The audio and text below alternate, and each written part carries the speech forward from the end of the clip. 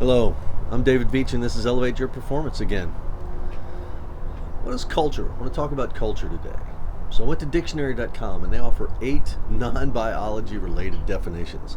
So the first, and they're all relevant, okay? So the first is the quality in a person or society that arises from a concern for what is regarded as excellent in arts, letters, manners, or scholarly pursuits, etc. The second one is that which is excellent in the arts, manners, etc.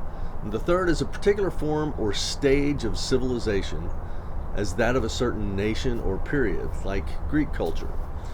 The fourth is the development or improvement of the mind by education or training, so a cultured individual. 5 is the behaviors and beliefs characteristic of a particular group of people as a social, ethnic, or professional or age group. These usually used in combination, it says, and the examples are the youth culture or the drug culture.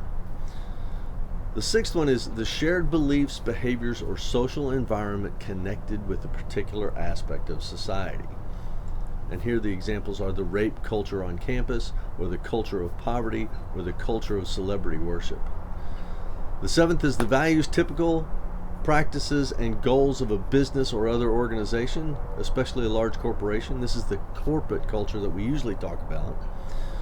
And the 8th is an anthropology one. So the sum total of ways of living built by a group of human beings and transmitted from one generation to another. All of those we can see in parts of the organizational culture. So we see culture in the arts, rituals, and ceremonies of any community, society, or nation. And I want you to think about the way we do weddings or funerals in the United States. Let's focus on weddings a little bit.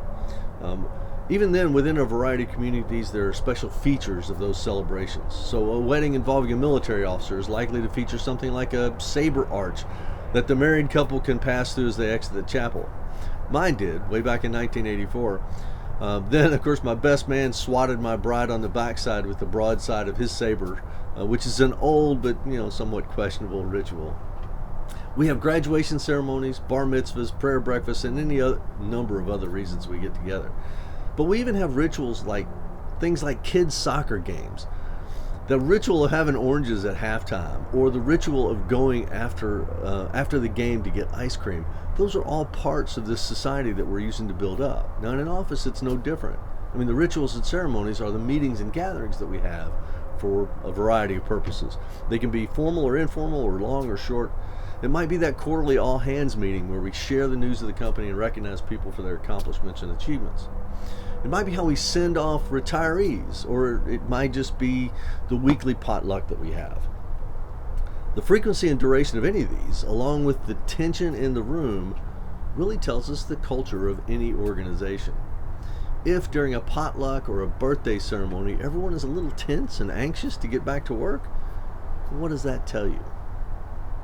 In operational excellence, we talk about creating a culture of continuous improvement or a culture of problem solving.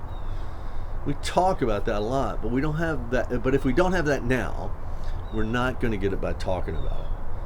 We have to deliberately change the rituals and ceremonies around problem solving and continuous improvement if we want to change that culture. But there has to be a legitimate reason for people to change the way they behave. Ultimately, I think we want to move from a culture of compliance, where people do what they're told or what they're allowed to do, to a culture of engagement, where people do what they need to do to make the workplace better. Now, of course, that's a function of trust. It's a function of trust between the workforce and management, isn't it?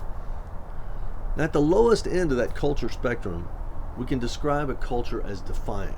And this is where I'm going to pick up tomorrow and see where that goes. Okay. Don't forget to register for my high-speed problem-solving workshop hosted by Lean Frontiers on December 2nd and 3rd. I hope I'll see you there.